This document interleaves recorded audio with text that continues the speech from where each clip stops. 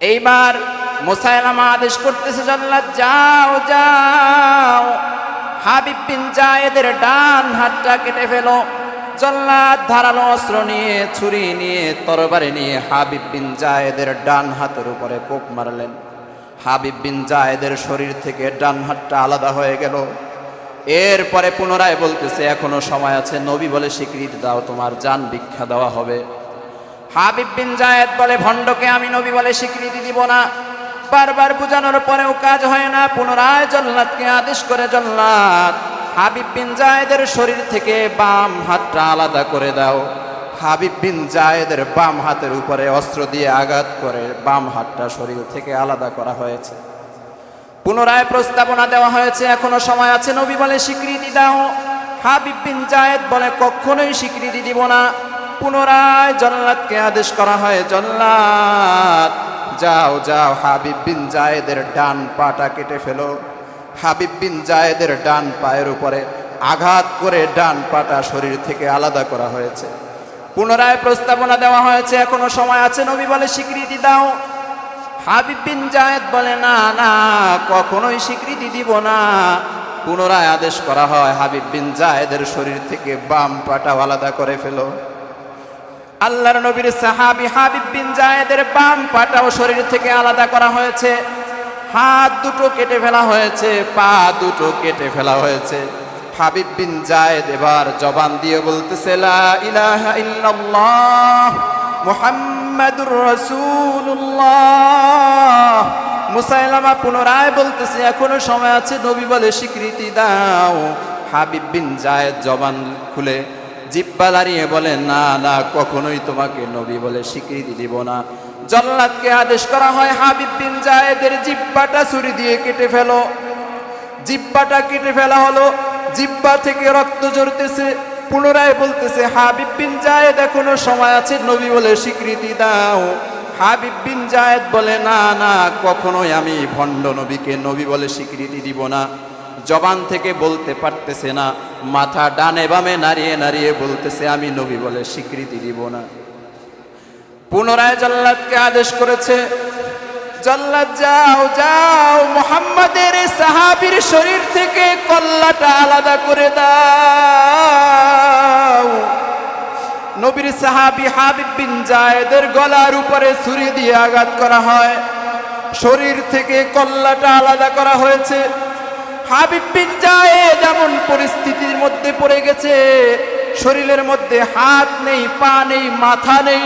হাদিসের ব্যাখ্যায় মুহাদ্দিসিনে কেরাম লিখেন, হাবিব বিন জায়েদের শরীরের মধ্য থেকে কালিমায়ে তাইয়্যিবার আওয়াজ উঠতেছে, আল্লাহু আকবার। শরীরের মধ্য থেকে আসতেছে, লা ইলাহা ইল্লাল্লাহ মুহাম্মাদুর রাসূলুল্লাহ। কালিমায়ে তাইয়্যিবা এবং কালিমায়ে শাহাদাতের আওয়াজ হাবিব বিন জায়েদের শরীর থেকে বের হচ্ছে। অল্প সময়ের ব্যবধানে শরীর থেকে রক্ত ঝরতে ঝরতে হাবিব বিন জায়েদ শাহাদাত বরণ করেছে। আল্লাহর রাসূল বলেন, আমার সাহাবী হাবিব বিন জায়েদ হাত হারিয়েছে, পা হারিয়েছে, জিহ্বা হারিয়েছে, মাথা হারিয়েছে, জীবনটাকে আমি নবীর ভালোবাসায় উৎসর্গ করে দিয়েছে। আমার হাবিব বিন জায়েদ, আমার সাহাবী ঠকে নাই। হাবিব বিন জায়েদ জান্নাতুল ফেরদাউসের মালিক হয়ে গেছে। নবী প্রেম, এ নবী প্রেমের সাথে মিশে আছে মুমিনের ঈমান। প্যারা হাবিব সাল্লাল্লাহু আলাইহি ওয়াসাল্লামকে আল্লাহ তাআলা আখিরি জামানার উম্মতের জন্য রহমত হিসেবে দয়া করে, মায়া করে প্রেরণ করেছেন। নবীকে দুনিয়াতে পাঠানোর কারণ হচ্ছে আমরা যেন সিরাতে মুস্তাকিমের পথে চলতে পারি, সিরাতে মুস্তাকিমের সঠিক পথ যেন আমরা খুঁজে পাই।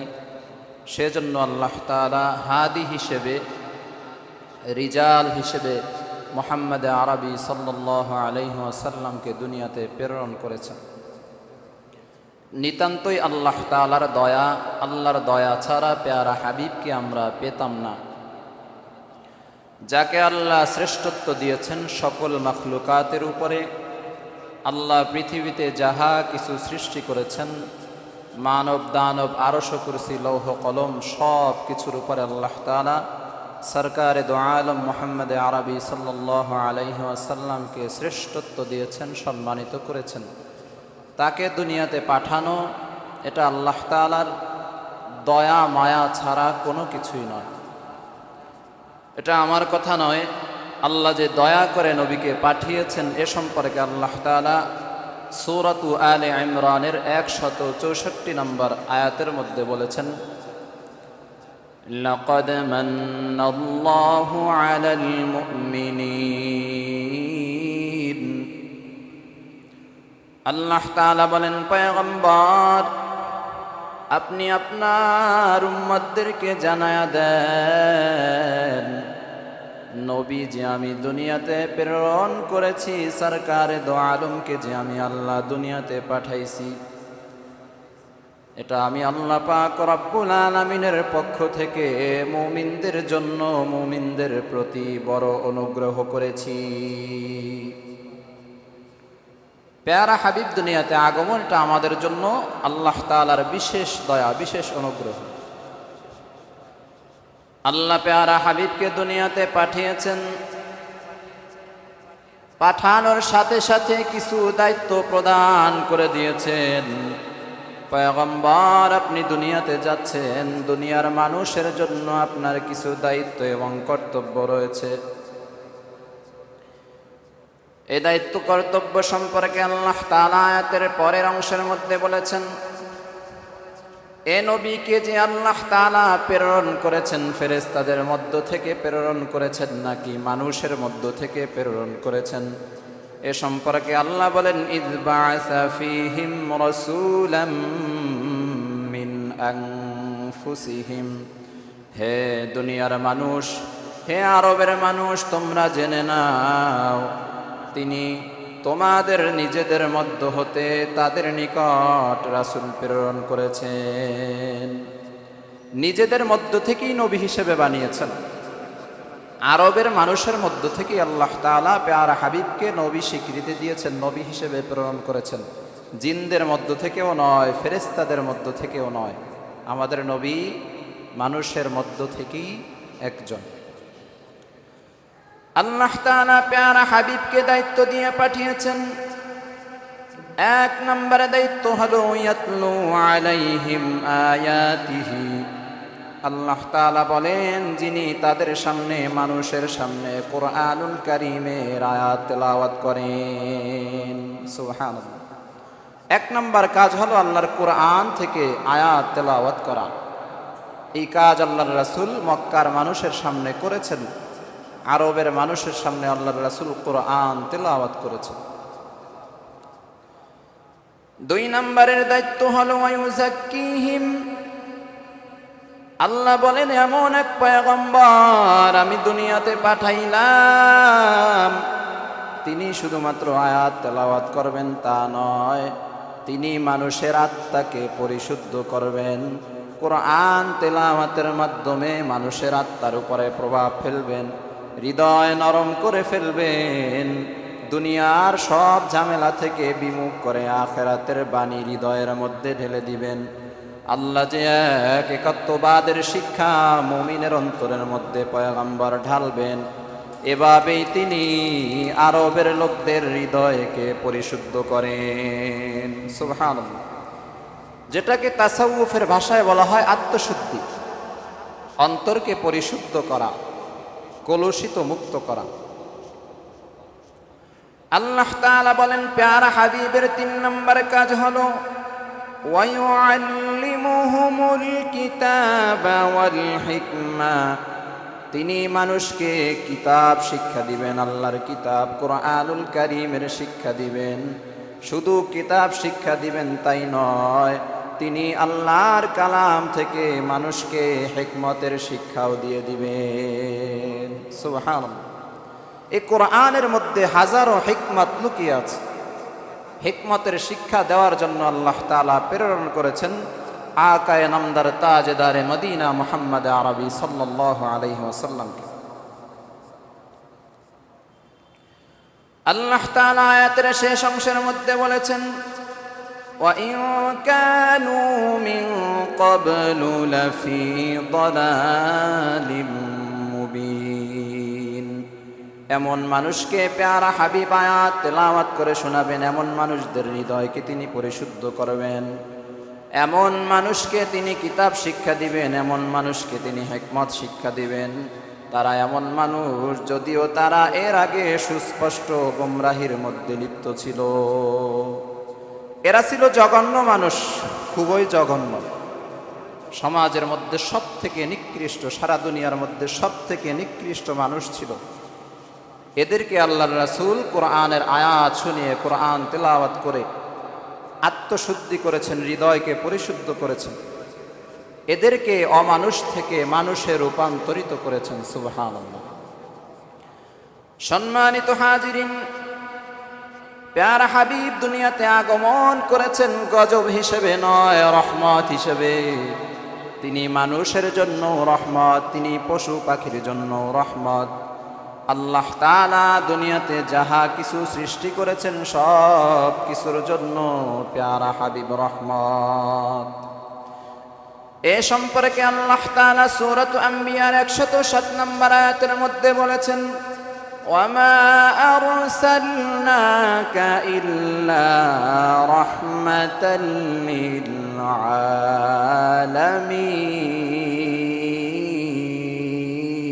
للعالمين। الله أكبر।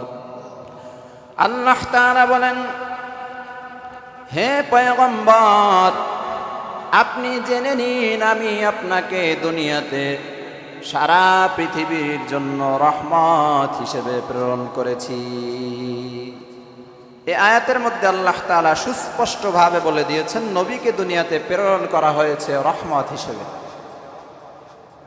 এই যে রহমত হিসেবে প্রেরণ করেছেন, এই কথা যে আল্লাহর রাসূলকে আল্লাহ তাআলা কোরআনের আয়াতের মাধ্যমে বলেছেন রহমত হিসেবে যে প্রেরণ করেছেন, এর ভিতরে কি হিকমত লুকিয়ে আছে। আল্লাহর রাসূলকে আল্লাহ তাআলা এটার মধ্যে একটা মেসেজ দিলেন, সেটা হচ্ছে আপনি যে শুধুমাত্র মুসলমানদের সাথে, ভালো মানুষগুলোর সাথে ভালো আচরণ করবেন তাই নয়, আপনার সামনে কাফের থাকবে, বেঈমান থাকবে, নাফরমান থাকবে, জালিম থাকবে, আপনার উপরে অত্যাচার করা হবে, তবুও আপনি তাদের সাথে খারাপ আচরণ করবেন না, তাদের সাথেও আপনি রহমতের আচরণ করবেন। সুবহানাল্লাহ। ফলাফল সেটাই দাঁড়িয়েছে। আল্লাহর রাসূল দুনিয়াতে আসার পরে যারা মুমিন হয়েছে, মুসলমান হয়েছে, তারা আল্লাহর রাসূলকে ভালোবেসেছে, আর কাফেররা আল্লাহর রাসূলের উপরে জুলুম করেছে, রক্তাক্ত করেছে, দাঁত ভেঙে দিয়েছে, মাথা ফাটিয়ে দিয়েছে, হাত পা ভেঙে দিয়েছে, শরীরকে রক্তাক্ত করে জমিনের মধ্যে, মরুভূমির মধ্যে ফেলে রেখেছে। তারপরেও আল্লাহর রাসূল তাদের জন্য রহমত। সুবহানাল্লাহ। আল্লাহর রাসূল বদদুয়া দেন নাই। তায়েফের জমিনে আল্লাহর রাসূলকে মেরে রক্তাক্ত করে মরুভূমির মধ্যে শোয়ায় রাখা হয়েছে। জিবরাইল এসে বলতেছে, ইয়া রাসূলুল্লাহ, ইয়া হাবিবাল্লাহ, আপনি অনুমতি দেন, তায়েফের দুই দিকের দুই পাহাড়কে আমরা একেবারে চাপ দেই, মাঝখানে যত মানুষ আছে সব চ্যাপ্টা হয়ে যাবে। আল্লাহর রাসূল বললেন, না, আমাকে আল্লাহ প্রেরণ করেছেন রহমত হিসেবে, আমি তাদের জন্য রহমত। সুবহানাল্লাহ। দেখেন, জুলুম করেছে, তারপরেও আল্লাহর রাসূল তাদের উপরে গজব হিসেবে অর্পিত হন নাই, তিনি সেখানেও রহমতের আচরণ করেছেন। সম্মানিত হাজিরিন, তাফসীরে তবারিতে সম্পর্কে ইমাম তবারি রহমাতুল্লাহি আলাইহি বলেছেন, নবী গোটা জগতের জন্য রহমত, মুমিন কাফের নির্বিশেষে সকল মাখলুকাতের জন্য নবী রহমত। এটা 2-4 দিনের জন্য নয়, কিয়ামত পর্যন্ত আমার নবী রহমত। মুসলমানদের জন্য রহমত, এটা তো বুঝলাম। আল্লাহর রাসূল মুসলমানদের সাথে উত্তম আচরণ করেছেন, ভালো আচরণ করেছেন, তাদেরকে দ্বীন সম্পর্কে বলেছেন, এমনকি সুপারিশ করে জান্নাত পর্যন্ত পৌঁছে দিবেন। তো ইমানদার মুসলমান মুমিনদের জন্য যে আল্লাহর রাসূল রহমত, এটা তো আমরা সহজে বুঝলাম, কিন্তু কাফেরের জন্য নবী কিভাবে রহমত? এ সম্পর্কে ইমাম তাবারি রহমাতুল্লাহি আলাইহি বলেন, প্যারা হাবিব সাল্লাল্লাহু আলাইহি ওয়াসাল্লাম কাফেরদের জন্য রহমত। কিভাবে তিনি কাফেরদের জন্য রহমত? কাফেররা দুনিয়াতে যত অত্যাচার করেছে, যত পাপাচার করেছে, আল্লাহর বিধানকে যত অস্বীকার করেছে, এই কাফেরদেরকে আল্লাহ পাক রব্বুল আলামিন পূর্ববর্তী উম্মতদের মতো সরাসরি দুনিয়াতে শাস্তি দিবেন না। প্যারা হাবিব রহমত হিসেবে দুনিয়াতে আগমন করেছেন। প্যারা হাবিবের ওসিলায় আল্লাহ তাআলা কাফের বেঈমানদেরকেও দুনিয়াতে আযাব থেকে গজব থেকে হেফাজত করেছেন। সুবহানাল্লাহ। দেখেন, আমরা কাফেরদের তুলনায় অনেকাংশে দেখা যায় আমরা কষ্টে আছি। আমাদের তুলনায় কাফেররা অনেক ভালো থাকে দুনিয়ায়, অনেক টাকা পয়সা ইনকাম করে, দালান কোটার অভাব নেই, আরাম আয়েশের অভাব নেই। এরা যে আল্লাহর সাথে নাফরমানি করতেছে তারপরেও শাস্তি দেওয়া হচ্ছে না। কারণ কি? আমার নবী রাহমাতাল লিল আলামিনের বরকতে আল্লাহ তাআলা তাদেরকে দুনিয়াতে গজব আযাব থেকে হেফাজত রেখেছেন। সম্মানিত হাজিরিন, তাফসীরে উসমানীতে আল্লামা শাব্বির আহমদ উসমানী রাহমাতুল্লাহি আলাইহি লিখেছেন, আল্লাহর রাসূল যে কাফেরদের সাথে যুদ্ধ করতেন, এই যুদ্ধটাও আল্লাহর রাসূলের পক্ষ থেকে কাফেরদের জন্য রহমত।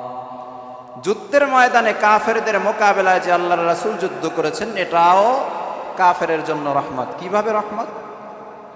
আল্লাহর রাসূল ময়দানে যুদ্ধ করার কারণে অনেক কাফের দিনের বুঝ পেয়েছে, নবীর প্রতি ভালোবাসা বৃদ্ধি পেয়েছে। নবীর সামনাসামনি লড়াই করার কারণে নবীকে ওরা চিনতে পেরেছে, যার কারণে অনেক কাফের দেখা গেছে যুদ্ধের ময়দানে অথবা যুদ্ধের ময়দান থেকে ফিরে ওরা মুসলমান হয়ে জান্নাতি হয়ে গেছে। এরা অনেকেই কাফের থেকে মুসলমান হয়ে গেছে। এই যে জাহান্নাম থেকে মুক্তি পেয়ে জান্নাতে চলে গেল, এটাও আমার নবী যে রহমত, এটার প্রমাণ। সুবহানাল্লাহ। সম্মানিত হাজিরিন, প্যারা হাবিব উম্মতের প্রতি যেমনি ভাবে রহমত স্বরূপ আগমন করেছেন, তেমনি ভাবে হৃদয়ের মধ্যে উম্মতের প্রতি অনেক অনেক ভালোবাসা লালন করেছেন, অনেক মায়া মোহাব্বত লালন করেছেন। এত পরিমাণে মায়া মোহাব্বত হৃদয়ের মধ্যে লালন করেছেন, আল্লাহর রাসূলের থেকে বেশি ভালোবাসা দুনিয়ার কোনো মানুষকে পিতামাতাও বা অন্য কেউ দিতে পারে না। আমরা তো মনে করি পিতামাতা আমাদেরকে অনেক বেশি ভালোবাসে, হ্যাঁ অনেক বেশি ভালোবাসে, কিন্তু এর থেকেও আরো উঁচু লেভেলের ভালোবাসা আমরা দেখতে পাচ্ছি না। সেটা হলো আমার নবীর ভালোবাসা। সুবহানাল্লাহ। প্যারা হাবিব সাল্লাল্লাহু আলাইহি ওয়াসাল্লাম একদিন উম্মতের জন্য পরেশান হয়ে কান্না করতেছেন আর দোয়া করতেছেন, আল্লাহুম্মা উম্মতি উম্মতি, আল্লাহুম্মা উম্মতি উম্মতি। জমিনের মধ্যে আল্লাহর রাসূল বসে বসে কান্না করতেছেন। আসমান থেকে আল্লাহ তাআলা জিবরাইলকে ডাক দিয়া বলেন, জিবরাইল যাও যাও যাও, আমার নবী জমিনে বসে উম্মতি উম্মতি বলে কান্না করে, কেন কান্না করে যাও গিয়ে জিজ্ঞেস করো। আল্লাহ জিবরাইলকে নবীর কাছে পাঠাচ্ছেন কান্নার কারণ জানার জন্য। আসলে বলেন, নবী কেন কান্না করে, উম্মতি উম্মতি কেন বলে, আমার আল্লাহ কি জানে না? কথা বলেন না আপনারা? আল্লাহ তাআলা ভালো করে জানেন, তারপরেও কেন আল্লাহ তাআলা পয়গম্বরের কাছে জিবরাইলকে পাঠাচ্ছেন? এর মাধ্যমে উম্মতের কাছে মেসেজ দিচ্ছেন, হে উম্মত, যখন ভবিষ্যতে তোমরা দুনিয়ার জমিনে আগমন করবে, তখন তোমরা জানতে পারবে তোমার নবী তোমার জন্য আল্লাহর কাছে কত বেশি পরিমাণে কান্না করেছে। আল্লাহ সার্টিফিকেটটা আমাদের পর্যন্ত পৌঁছানোর জন্য আল্লাহ তাআলা জিবরাইলকে পাঠিয়ে ঘটনাটা উম্মতের সামনে উপস্থাপন করতেছে। হযরতে জিবরাইল নবীর সামনে হাজির হয়ে গেছে, জিজ্ঞেস করতেছে, পয়গম্বর আপনি উম্মতি উম্মতি বলে কেন কাঁদেন? নবী বলে, জিবরাইল আমার উম্মত গুনাহগার, না জানি আমার উম্মত গুনাহের কারণে জাহান্নামী হয়ে যায়, আমার উম্মত জাহান্নামী হয়ে যাবে, আমি নবী সহ্য করতে পারবো না, যার কারণে আল্লাহর কাছ থেকে আমার উম্মতের ক্ষমার জন্য আমি উম্মতি উম্মতি বলে কাঁদি। সুবহানাল্লাহ। হযরতে জিবরাইল আল্লাহর কাছে পুনরায় ফিরে গেলেন। ফিরে যাওয়ার পরে আল্লাহ তাআলা পুনরায় বলেন, জিবরাইল যাও যাও, আমার নবীর কাছে তুমি পুনরায় ফিরে যাও, নবীর কাছে গিয়ে জানায়া দাও শীঘ্রই এমন একটা দিন আসতেছে, ইন্না সানুরদিকা ফি উম্মাতিকা, শীঘ্রই আমি তোমার উম্মতের ব্যাপারে অবশ্যই অবশ্যই তোমাকে সন্তুষ্ট করব। সুবহানাল্লাহ। আল্লাহ তাআলা মেসেজ পাঠায়া দিলেন, হে জিবরাইল, আমার নবীর কাছে গিয়ে বলো তার উম্মতের ব্যাপারে আমি এই সংবাদ জানায় দিলাম, তার উম্মতের ব্যাপারে আমি তাকে মন খারাপ রাখতে দিব না, অবশ্যই অবশ্যই আমি তাকে সন্তুষ্ট করব। ওয়ালা নাসুকা, অবশ্যই অবশ্যই তোমাকে আমি কষ্টে ফেলবো না, ব্যথিত করব না। সুবহানাল্লাহ। তোমার মন খারাপ থাকবে সেটা আমি আল্লাহ সহ্য করব না, উম্মতের ব্যাপারে তুমি যা সুপারিশ করবে আমি আল্লাহ তাআলা কবুল করে নিব। সুবহানাল্লাহ। সম্মানিত হাজিরিন, মুসলিম শরীফের 2285 নম্বর হাদিসের মধ্যে বর্ণিত হয়েছে, আল্লাহর রাসূল বলেন, মাসালি ওয়া মাসালুকুম কামাসালি রাজুলিন, আমারও তোমাদের দৃষ্টান্ত সেই ব্যক্তির মতো, সেই ব্যক্তির দৃষ্টান্তের মতো, আওকাদা নারান, যে আগুন জ্বালালো, ফাজআলাল জানাদিবু ওয়াল ফারাশু ইয়াকানা ফিহা, ব্যক্তি আগুন জ্বালালো, সে ঠিক সেই সময়ে ফড়িংয়ের দল, পতঙ্গরাজির দল এরা আগুনের দিকে ছুটে আসতেছে, আগুনের মধ্যে পুড়ে মরার জন্য। আল্লাহর রাসূল বলেন, ওয়া হুয়া ইয়াদাব্বুহুন্না আনহা, সে ব্যক্তি ফড়িং এবং পতঙ্গরাজিগুলোকে তাড়াতে লাগলো। ওয়া আনা আখিযুন বিহুজাজিকুম আনিন নার, অনুরূপভাবে আমিও তোমাদেরকে জাহান্নামের আগুন থেকে বাঁচানোর জন্য কোমর ধরে টানতেছি। সুবহানাল্লাহ। আল্লাহর রাসূল বলেন, ওয়া আনতুম তাফাল্লাতুনা মিন ইয়াদি, আমি জাহান্নাম থেকে বাঁচানোর জন্য তোমাদেরকে কোমর ধরে টানতেছি, কিন্তু তোমরা আমার হাত থেকে ছুটে ছুটে জাহান্নামের দিকে অগ্রসর হচ্ছ। দেখেন আল্লাহ তাআলার রাসূল কত সুন্দর একটা চমৎকার দৃষ্টান্ত দিয়েছেন, যে এক ব্যক্তি আগুন জ্বালালো, এখন সেখানে ফড়িং এবং পতঙ্গরাজির দল এরা ঝাঁকে ঝাঁকে আসতেছে আগুনের মধ্যে পড়ে যাওয়ার জন্য। এরা তো আগুন সম্পর্কে বুঝে না, জানে না, আগুন যে এদেরকে জ্বালিয়ে পুড়িয়ে শেষ করে দিবে এই জ্ঞান তাদের মধ্যে নেই। তো ওই ব্যক্তি, যে ব্যক্তি আগুন জ্বালিয়েছে, সে বারবার চেষ্টা করতেছে ফড়িংগুলোকে, পতঙ্গরাজিগুলোকে আগুন থেকে বাঁচানোর জন্য।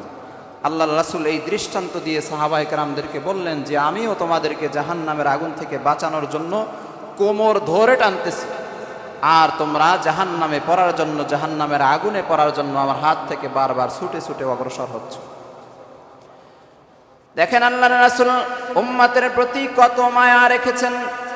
এই হাদিসের দৃষ্টান্তের মাধ্যমে আল্লাহর রাসূল বুঝিয়েছেন, হে উম্মতের দল, তোমরা জাহান্নামে যাওয়ার জন্য দুনিয়ার বিভিন্ন খারাপ কাজের মধ্যে নিমজ্জিত হচ্ছ, আমি প্যারা হাবিব কোরআন হাদিসের বরাত দিয়ে আমি তোমাদেরকে জাহান্নাম থেকে বাঁচানোর জন্য নসিহত করতেছি, চেষ্টা করতেছি, জবান দিয়ে নসিহত করতেছি, হাত দিয়ে জাহান্নাম থেকে বাঁচার জন্য বাধা দিচ্ছি, কিন্তু তোমরা জাহান্নামের দিকে অগ্রসর হচ্ছ, দুনিয়ার খারাপ কাজের মধ্যে নিমজ্জিত হচ্ছ, বারবার জাহান্নামের দিকে অগ্রসর হচ্ছ।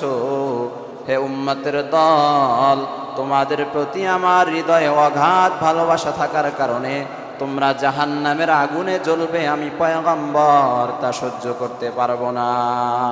সুবহানাল্লাহ। এ সম্পর্কে আল্লাহ তাআলা বলেন, প্যারা হাবিব, আপনি কি আপনার জীবনকে উম্মতের জন্য শেষ করে দিবেন? অনেক উম্মত আপনার কথা মানতেছে না, কালিমার প্রতি বিশ্বাস স্থাপন করতেছে না, তবুও আপনি তাদের পিছনে ছুটাছুটি করতেছেন। হে পয়গম্বর, আপনি কি তাদের জন্য আপনার জীবনকে বিসর্জন দিবেন? আল্লাহর রাসূল কতটা ভালোবাসেন উম্মতকে, এর দৃষ্টান্ত আল্লাহ তাআলা এই আয়াতের মাধ্যমে বুঝিয়ে দিয়েছেন। আল্লাহ তাআলা প্যারা হাবিবের কাজের প্রশংসা করে বলেছেন যে আপনি কি আপনার জীবনকে শেষ করে দিবেন? জমিনের মধ্যে এমন আমরা দেখতে পাই, কোনো সন্তান যদি সংসারের জন্য, পিতামাতার জন্য অনেক বেশি খাটাখাটনি করে, কিছু মানুষ এসে বলে তুমি কি সংসারের জন্য জীবনটা বিলিয়ে দিবা নাকি? এটা ওই ব্যক্তিকে কটাক্ষ করে বলা হয় না, মূলত ওই ব্যক্তি যে পরিবারের জন্য কষ্ট করতেছে এই কষ্টের গুরুত্ব বুঝানোর জন্য বলা হয়েছে। ঠিক তেমনি ভাবে আল্লাহ পাক রব্বুল আলামিন প্যারা হাবিবকে যে বললেন আপনি কি উম্মতের জন্য আপনার জীবনকে বিসর্জন দিয়ে দিবেন, জীবনকে শেষ করে ফেলবেন, এর মাধ্যমে আল্লাহ বুঝিয়েছেন, হে দুনিয়ার উম্মতের দল, তোমরা জেনে নাও তোমাদেরকে জাহান্নাম থেকে বাঁচানোর জন্য তোমার হাবিব নিজের জীবন পর্যন্ত উৎসর্গ করে দিয়েছেন। সুবহানাল্লাহ। সম্মানিত হাজিরিন, প্যারা হাবিবকে আমাদের কি পরিমাণে ভালোবাসা উচিত, প্যারা হাবিব আমাদেরকে কি পরিমাণ ভালোবেসেছেন, নবী কতটা ভালোবেসেছেন, এদিকে যদি আমরা গুরুত্ব দেই তাহলে প্যারা হাবিবের প্রতি আমাদের হৃদয়ে ভালোবাসা বাড়তেই থাকবে। আল্লাহ পাক রব্বুল আলামিন সূরাতুল আহজাবের 6 নম্বর আয়াতের মধ্যে বলেছেন, আন-নাবিয়্যু আওলা বিল মুমিনিনা মিন আনফুসিহিম, মুমিনদের পক্ষে নবী তাদের প্রাণ অপেক্ষাও বেশি ঘনিষ্ঠ। এই আয়াতে আল্লাহ স্পষ্ট করেছেন, সুস্পষ্টভাবে ঘোষণা দিয়েছেন যে একটা মানুষ যে তার হৃদয়কে, তার নিজের আত্মাকে, তার জীবনকে যেই পরিমাণে ভালোবাসে, যেই পরিমাণে মহাব্বত করে, আল্লাহর রাসূল ওই ব্যক্তিকে তার জীবনের থেকেও আরো বেশি পরিমাণে মহাব্বত করে। সুবহানাল্লাহ। দেখেন, আমাদের কাছে সব থেকে প্রিয় হলো আমাদের জীবন। এ কারণেই দেখা যায় যখন লঞ্চ ডুবে যায় বা গাড়ি অ্যাক্সিডেন্ট হয়, তখন অনেক পিতামাতার কোলে সন্তান থাকে, সন্তানকে ছেড়ে দিয়ে নিজে বাঁচার চেষ্টা করে। এরকম প্রমাণ আছে না নাই? কারণ কি? সন্তানের জীবনের থেকেও আগে নিজের জীবনের দাম বেশি। দুই একটা ঘটনা এমন আছে, নিজেও জীবন দিয়েছে, সন্তানের জীবনও শেষ হয়ে গেছে, সেটা ভিন্ন জিনিস। কিন্তু অনেকাংশেই অধিকাংশ মানুষের হালত হলো নিজের জীবনকে সব থেকে বেশি ভালোবাসে। তো এই উদাহরণটাই আল্লাহ তাআলা দিয়েছেন যে একটা মানুষ তার জীবনকে যত পরিমাণে ভালোবাসে, প্যারা হাবিব মুহাম্মদ আরবি সাল্লাল্লাহু আলাইহি ওয়াসাল্লাম তার উম্মতকে তার থেকে আরো বেশি পরিমাণে ভালোবাসে। সুবহানাল্লাহ। সম্মানিত হাজিরিন, নবীর প্রতি ভালোবাসা আমাদের রাখতেই হবে, কারণ নবী প্রেম এটা হলো মুমিনের ঈমান। আমাদের ঈমানের সাথে নবীর ভালোবাসা সম্পৃক্ততা রয়েছে। নবীকে যে যত বেশি ভালোবাসতে পেরেছে তার ঈমান আল্লাহ তাআলা তত বেশি পূর্ণ করে দিয়েছে। বুখারী শরীফের 15 নম্বর হাদিসের মধ্যে বর্ণিত হয়েছে, আল্লাহর রাসূল বলেন, লা ইউমিনু আহাদুকুম, তোমাদের কেউ ততক্ষণ পর্যন্ত মুমিন হতে পারবে না, হাত্তা আকুনা আহাব্বা ইলাইহি মিন ওয়ালিদিহি ওয়া ওয়ালাদিহি ওয়ান নাসি আজমাইন, ততক্ষণ পর্যন্ত তোমরা মুমিন হতে পারবে না যতক্ষণ পর্যন্ত আমি তার নিকট, ওই ব্যক্তির নিকট পিতা মাতা, সন্তান সন্ততি, দুনিয়ার সমস্ত মানুষ, এমনকি জীবনের থেকেও বেশি প্রিয় না হব। আমাদের জীবন, আমাদের সন্তান, আমাদের পিতামাতা, আমাদের স্ত্রী, দুনিয়ার যত মানুষ আছে সবার থেকে আমরা যদি আল্লাহর রাসূলকে বেশি ভালোবাসতে না পারি, আমরা কখনোই পরিপূর্ণ কামেল মুমিন হতে পারবো না। এ কথা আল্লাহর রাসূল আজ থেকে 1450 বছর আগে ঘোষণা দিয়ে গেছে। জীবনের চেয়েও নবীজিকে বেশি ভালোবাসতে হবে। বুখারী শরীফের 6632 নম্বর হাদিসের মধ্যে বর্ণিত হয়েছে, একদিন প্যারা হাবিব সাল্লাল্লাহু আলাইহি ওয়াসাল্লাম হযরতে ওমর রাদিয়াল্লাহু তাআলা আনহুর হাত ধরা ছিলেন।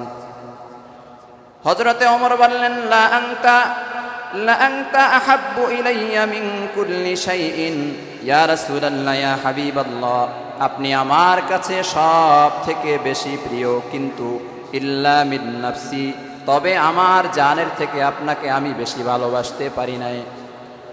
আল্লাহর রাসূল বলেন, লা ওয়াল্লাযী নাফসি বিয়াদিহি, হে ওমর, এতে হবে না যতক্ষণ পর্যন্ত তুমি তোমার থেকে আমাকে বেশি ভালোবাসতে না পারবা, হাত্তা আকুনা আহাব্বা ইলাইকা মিন নাফসিকা, যতক্ষণ পর্যন্ত আমি নবী তোমার কাছে তোমার জীবনের থেকেও প্রিয় না হব, ততক্ষণ পর্যন্ত তুমি মুমিন হতে পারবে না। সুবহানাল্লাহ। ওমরে ফারুক রাদিয়াল্লাহু তাআলা আনহু অল্প সময়ের জন্য চিন্তিত হয়ে গেলেন। ওমর বললেন, ফাকালা লাহু ওমরুন, ওমর বলতেছে, ফাইন্নাহুল আনা ইয়া রাসূলুল্লাহ ইয়া হাবিবাল্লাহ, আমার মনের কথাকে আমি চেঞ্জ করে ফেলেছি। হ্যাঁ হ্যাঁ, অবশ্যই অবশ্যই আমি আপনাকে আমার জীবনের থেকেও বেশি ভালোবাসি। সুবহানাল্লাহ। মুহূর্তের মধ্যেই হযরতে ওমর তার হৃদয়কে পরিবর্তন করে ফেললেন। অর্থাৎ তিনি জানতেন না যে আল্লাহর রাসূলকে জীবনের থেকেও বেশি ভালোবাসতে হয়। যখন আল্লাহর রাসূলের কাছ থেকে শুনলেন যে যতক্ষণ পর্যন্ত তোমার জীবনের থেকে আমাকে বেশি ভালোবাসতে পারবে না, ততক্ষণ পর্যন্ত মুমিন হতে পারবে না, এটা শোনার সাথে সাথেই তিনি হৃদয়কে বুঝ দিলেন যে আমার জীবনের থেকেও আমার কাছে আমার নবী বেশি প্রিয়। সুবহানাল্লাহ। সম্মানিত হাজিরিন, হযরতে ওমর কসম কাটলেন, ওয়াল্লাহি, আল্লাহর কসম, লা আনতা আহাব্বু ইলাইয়া মিন নাফসি ইয়া রাসূলুল্লাহ ইয়া হাবিবাল্লাহ, এখন থেকে আপনি আমার জীবনের থেকেও আমার কাছে বেশি প্রিয়। আল্লাহর রাসূল বলেন, আল আনা ইয়া ওমরু, হে ওমর, এখন তোমার ঈমান পরিপূর্ণ হয়ে গেছে। যেহেতু তুমি আমি নবীকে বেশি ভালোবাসার ঘোষণা দিয়েছো, তোমার ঈমানকে আল্লাহ তাআলা পরিপূর্ণ বানিয়ে দিয়েছেন। সুবহানাল্লাহ। নবী প্রেম, নবীর প্রতি ভালোবাসা, এটা মুমিনের সম্বল। এই সম্বল আমাদেরকে অর্জন করতেই হবে। এ সম্পর্কে মুসলিম শরীফের ৬৭ নম্বর হাদিসের মধ্যে বর্ণিত হয়েছে, মান কানাল্লাহু রাসূলুহু আহাব্বু ইলাইহি মিম্মা সিওয়াহুমা, নবীজি বলেছেন, যার কাছে আল্লাহ ও তার রাসূল প্রিয় হবে, সে ঈমানের স্বাদ আস্বাদন করতে পারবে, ঈমানের স্বাদ অনুভব করতে পারবে। সুবহানাল্লাহ। দুনিয়ার মধ্যে যাহা কিছু আছে সব কিছুর থেকে আল্লাহ এবং আল্লাহর রাসূলের ভালোবাসা, মহব্বত হৃদয়ে বেশি থাকতেই হবে। এটা যদি আমরা জাগ্রত করতে পারি, তাহলে ঈমানের যে একটা স্বাদ আছে, এই স্বাদ আমরা পাবো। অধিকাংশ মানুষ আমরা ঈমানের স্বাদ জানি না, ঈমানের স্বাদ আমরা পাচ্ছি না। প্যারা হাবিব সাল্লাল্লাহু আলাইহি ওয়াসাল্লামের একজন সাহাবী, তিনি ঈমানের পরিপূর্ণ স্বাদ আস্বাদন করেছেন, হৃদয়ের মধ্যে আল্লাহ এবং রাসূলের মহব্বত পরিপূর্ণভাবে ধারণ করেছেন। সাহাবীর নাম হলো হাবিব বিন জায়েদ। 10ম হিজরিতে মুসাইলামাতুল কাজ্জাব নামে একজন ব্যক্তি নবী দাবি করেছে, প্যারা হাবিবকে মিথ্যা নবী সাব্যস্ত করেছে, অথবা নিজেকে শেষ নবী দাবি করে মুসাইলামাতুল কাজ্জাব নবী বলে ঘোষণা দিয়েছে। এই খবর আল্লাহর রাসূলের কাছে পৌঁছে গেল। আল্লাহর রাসূল প্রতিনিধি পাঠাইলেন। প্রতিনিধি হিসেবে আল্লাহর রাসূল হাবিব বিন জায়েদকে নির্ধারণ করলেন। আল্লাহর রাসূল একটি চিঠি লিখলেন। চিঠির মধ্যে লিখে দিলেন যে, হে মুসাইলামা, চিঠি খুলে তুমি দেখবে চিঠির মধ্যে আমি কি লিখেছি। চিঠির মধ্যে আল্লাহর রাসূল প্রথমে লিখেছেন, বিসমিল্লাহির রহমানির রহিম। সুবহানাল্লাহ। আল্লাহর রাসূল বিসমিল্লাহ বলে শুরু করেছেন, হে মুসাইলামা, এ জমিন আল্লাহর, এ জমিনের প্রতিনিধিত্ব করবে আল্লাহ তাআলার পক্ষ থেকে সাজেষ্টকৃত যারা নবী, তারাই এ জমিন প্রতিনিধি হবে, জমিনের প্রতিনিধিত্ব করবে। আল্লাহ আমাকে আখিরি নবী বলে স্বীকৃতি দিয়েছেন। আনা খাতামুন নাবিয়্যিন লা নাবিয়্যা বাদি, আমার পরে আর কোনো নবী আসবে না। সুতরাং তুমি নবী দাবি করা থেকে ফিরে আসো, তাওবা করে তুমি মুসলমান হয়ে যাও। এই চিঠি নিয়ে হাবিব বিন জায়েদ মুসাইলামার দরবারে হাজির হয়ে গেছে। হাজির হওয়ার পরে মুসাইলামা চিঠি খুলে এই বক্তব্য দেখার পরে রাগান্বিত হয়ে গেছে। হাবিব বিন জায়েদকে বলে, তুমি কি এই নবীকে নবী বলে মানো? বলে, হ্যাঁ আমি মানি। বলে, আমাকেও নবী বলে স্বীকৃতি দাও। হাবিব বিন জায়েদ বলে, হে ভণ্ড নবী, তুমি কি বলো আমি শুনতে পাচ্ছি না, আমার কান তোমার কথা শুনে না। মুসাইলামা পুনরায় বলতেছে, আমাকেও নবী বলে স্বীকৃতি দাও। তোমার নবী মুহাম্মদকে যেমনি ভাবে নবী বলে মানো, আমাকেও নবী বলে স্বীকারোক্তি দাও। হাবিব বিন জায়েদ বলে, কি বলতেছো বেঈমান, আমার কান তোমার বক্তব্য শোনে না। আল্লাহু আকবার। হাবিব বিন জায়েদকে বারবার মুসাইলামা বক্তব্য দিচ্ছে, আমাকে নবী বলে স্বীকৃতি দাও। হাবিব বিন জায়েদ বারবার বলতেছে, ভণ্ড নবী, তোর বক্তব্য আমার কান পর্যন্ত আসে না।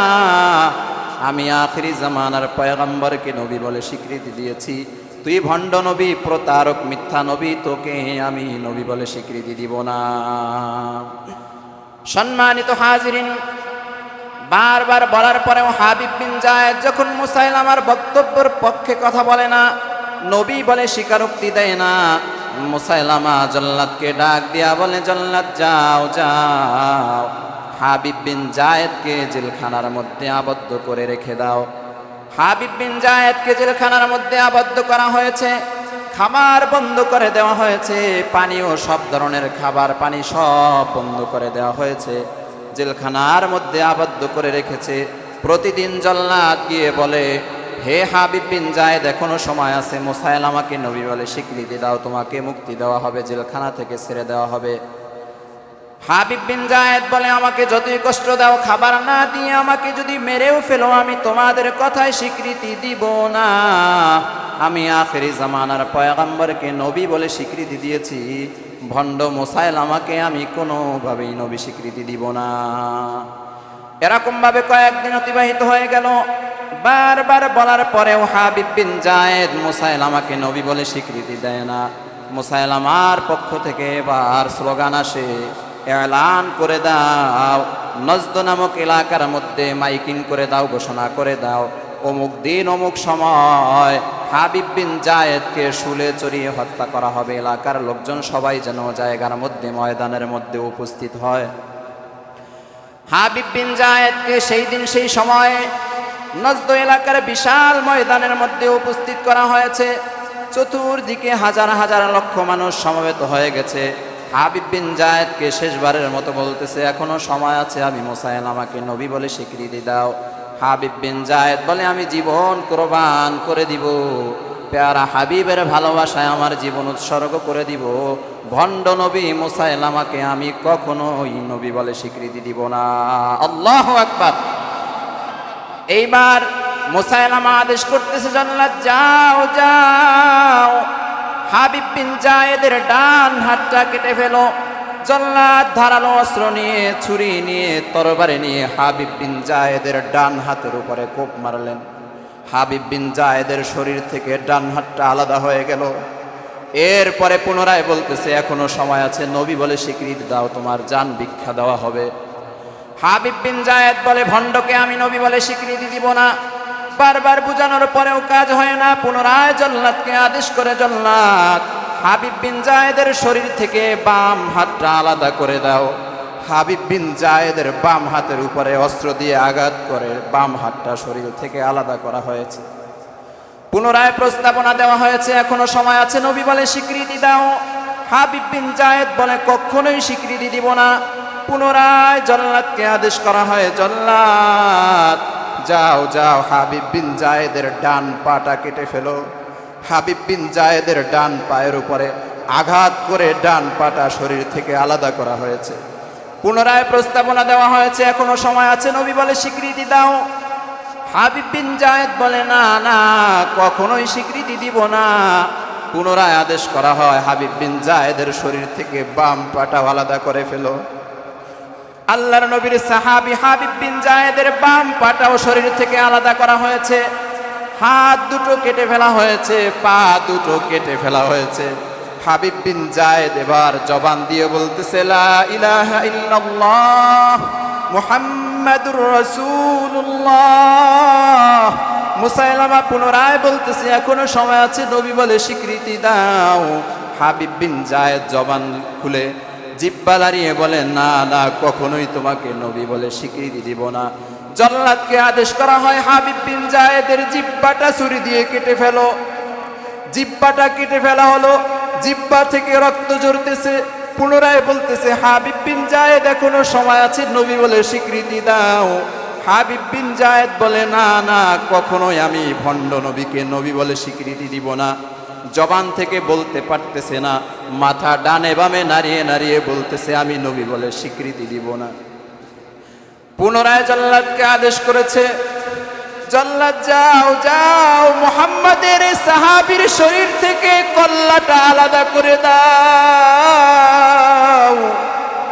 নবীর সাহাবী হাবিব বিন যায়েদের গলার উপরে ছুরি দিয়ে আঘাত করা হয়, শরীর থেকে কল্লাটা আলাদা করা হয়েছে। হাবিব বিন জায়েদ এমন পরিস্থিতির মধ্যে পড়ে গেছে, শরীরের মধ্যে হাত নেই, পা নেই, মাথা নেই। হাদিসের ব্যাখ্যায় মুহাদ্দিসিনে কেরাম লিখেন, হাবিব বিন জায়েদের শরীরের মধ্য থেকে কালিমায়ে তাইয়্যিবার আওয়াজ উঠতেছে, আল্লাহু আকবার। শরীরের মধ্য থেকে আসতেছে লা ইলাহা ইল্লাল্লাহ মুহাম্মাদুর রাসূলুল্লাহ। কালিমায়ে তাইয়্যিবা এবং কালিমায়ে শাহাদাতের আওয়াজ হাবিব বিন জায়েদের শরীর থেকে বের হচ্ছে।